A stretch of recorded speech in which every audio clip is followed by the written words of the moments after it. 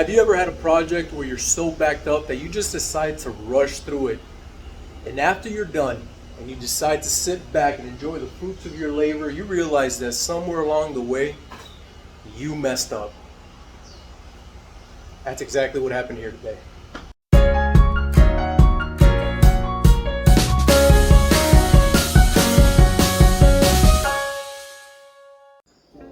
I guess when life gives you lemons, you just make lemonade, like they say. And unfortunately, this build has turned into a full-blown lemonade stand. So if you're thirsty, come get some because I am apparently full of lemons. I hate to start off this new video on such a bad note, but it kind of sucks. I'm so delayed with this build. There's so many things that need to get done. The walls are still on back order. I still haven't gotten any of those things to finally enclose this new build. But on today's video, what I'm going to be focusing on is finishing the mounts that I need on this wall for the cages. Now, as you can see, these are all 2x4s, and these 2x4s are going to go mounted on the wall, and this is what's going to give the space between the light and the cage. So I need to figure out the right distance to put every single one of these 2x4s, frame it in completely.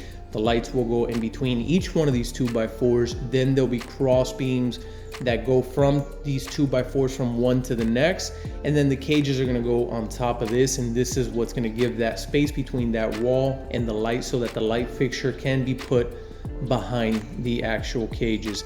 And that's all we're gonna be doing for today, guys. It's gonna be very simple, just mounting these 2x4s. And as you're going to get to see later on in the video, it is so important to measure and get the right measurements before you do anything like this.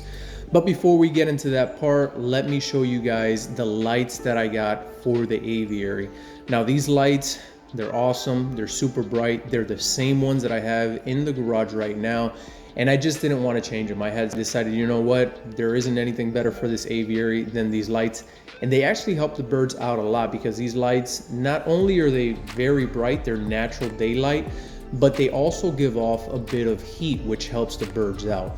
So let's get this box open and let me show you what these lights look like. And the cool thing about these lights is that they are very thin. These LED strips, they sit also at an angle, at about a 45-degree angle. So if you put them in the middle of two cages, one of the LED strips will be lighting up the cage to the left, the other one will be lighting up the cage to the right. And they come with a variety of different things, including the wall mounts, the little plugs to connect from light to light, and the end connectors. But you do still need to get a couple other accessories because if you get a pack this big, like for example, this pack is about 25 lights, you do need a couple other different things that I'll show you later on in the video. Here you can see the angle of the LED light strips, how they sit at about a 45-degree angle. And as you can see, they're very thin. They measure about 1.25 inches to about 1.5 inches in width, and they are 5 feet long. But they do come in a variety of other different sizes. If you're interested and need other sizes, you can find them easily on Amazon or eBay. They have them anywhere as small as 2 feet to as long as 8 feet. Personally, all of these that I ordered are 5 feet long because they're just the perfect size for behind the cages. As you can see, it's going to cover all of the cages from top to bottom, and it'll give every single one of them the perfect lighting.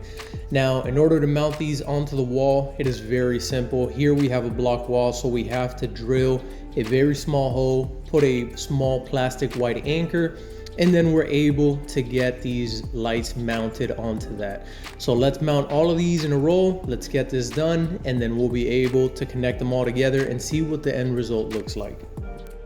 All right, guys, lights are all connected and they're ready to be turned on. Now, this is just for demonstration purposes. It does say that you can't connect more than 6 lights onto one outlet just so they don't overheat. So if you do have these lights, try to keep it to 6 or less lights connected to one outlet. Here in this wall, there are 12 lights, so they're going to be divided into 2 sections. They're going to be an outlet in the far section and an outlet on this section over here, which is going to control both of these different sets. And as you can see, they give off a lot of light. It is pretty much daytime right now, and anytime that we turn them on, you can obviously see the difference in here. They light up the whole entire room, and we still have a whole lot more lights to put on. We still got to do the roof lights, and we got to do the lights on the opposite side of the aviary. But before we do any of that, we still have to finish this wall here in order for us to be able to hang the cages. And to do that, we have to put the cross beams that go from these 2x4s all the way across to the other end. And this is what's going to support the cages. This will allow me to move the cages from side to side and give them the right distance so that these lights sit right in the middle. I wish I could have just done it with the 2x4 by themselves, but unfortunately with one single 2x4 in the center, it's not going to be enough. So I had to go ahead and do it this way. I'm sure there's probably a simpler way of getting this done, but somehow I got lost in the matrix of figuring out distances and this and that. Luckily, I had my father-in-law and my father here to help me out. We were able to put a couple of cages on the wall and measure the distance so that we can get this corrected. And this is about the time when I started to figure out that I was gonna have a problem with these lights because they just weren't measuring. When you start moving the cages from side to side, you'd notice that the lights would eventually not end up in the middle. And you're gonna notice what I'm talking about when I show it to you guys right here. All right, as you guys can see, the wall is completely finished, but where I mess up was in these lights back here that are hidden behind all of these boards that are supporting the cages. Now what happens is that from here to here, there should be 24 inches. And then a light starts, and this takes out about an inch of space. Then you need another 24 inches from light to light before the next light starts, and another 24 inches. Now the problem is that these lights right here, I didn't really measure them to 24 inches. I thought that these were gonna give me the exact measure in the center, but some of these lights are off by an inch on each side. So I'm gonna run into a problem where this cage will come up to here, the next one will start here, and this light will be centered. But by the time I get here, the following cage is gonna end up here, and the next one will start here. So this light should actually be about right here.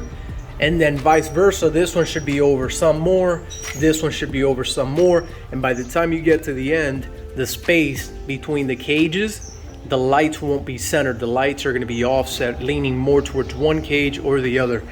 So because of that, now unfortunately, I have to pull out all of these beams that I put running across, remeasure all the lights, make sure that they're about 24 to 25 inches apart so that they end up in the middle of every single cage and not where they're not supposed to be at. So I guess let's take this all down again and restart the process. Now I won't have to take out these main beams. These stay exactly where they're at, but these cross beams right here do have to get removed.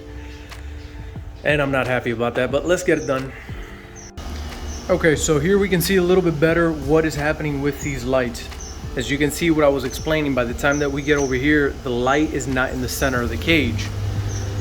Over here in this section, this first light, it's kind of centered.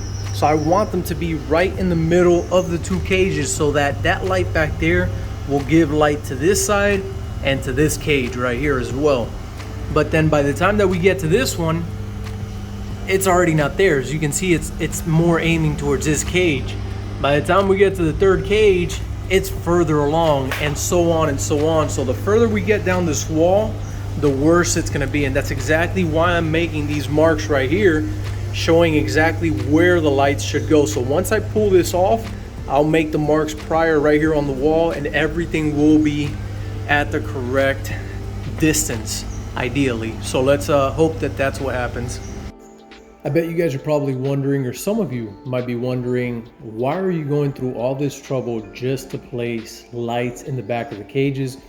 Why don't you just put them on the roof of the bird room or the aviary like a normal person and just forget about it? Well, the problem is that unfortunately, when you do place them on the roof, the aviary does get plenty of light, but those bottom cages, they won't get sufficient light, especially for pairs of birds that are breeding and even birds that might not be breeding. One of the problems that you encounter is that birds, they need the adequate, not just adequate amount of light hours in order to get them to successfully breed, but you also need to make sure that they're all getting the right type of lighting if they're not getting natural sunlight. One of the things that you may come across with birds that don't get sufficient light or natural sunlight is that they start to lose the pigmentation in their color.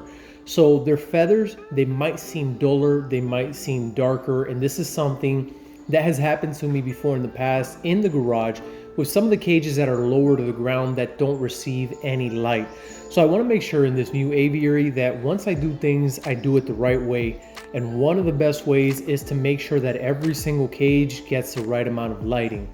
And this is a very underlooked factor when it comes to breeding time. A lot of people focus on the bird's diet and a variety of other things that they need, but they neglect this one thing, which is lighting. If the birds don't receive good quality lights, your breeding success may suffer later on. So make sure that you're giving your birds the correct lighting in order to have a better success in your breeding season. All right, guys, finally got it completely fixed. As you can see, these are the new lines where the cages, we're gonna have one cage on this side, one cage on this side, and then the light, as you can see, it has this 45-degree angle where lights will come to this cage, and then from this side, these lights will light up the other cage, and that's exactly why I want it in the middle. And you can see the difference from where they were originally at to where they had to be. So it was a lot of mistakes that were made here when I originally first mounted these lights, but luckily I got all the right measurements now, and hopefully once I hang these cages up on this wall, we're going to be able to see the difference. And it's very important that these lights are placed at the correct distance, because if they're not at the correct distance, they're not going to land in between the two cages, and little by little you're going to notice that there's a difference in lighting in every single one of the other cages. So this is a very important part to get correct, and I'm glad I was able to finally finish it. Next time you see the video, you're gonna see it with the cages mounted, and hopefully it all looks good and I didn't make any other mistakes. All right, guys, well, this is gonna be the end for this video. I hope that you guys have enjoyed this part 2 of the aviary build.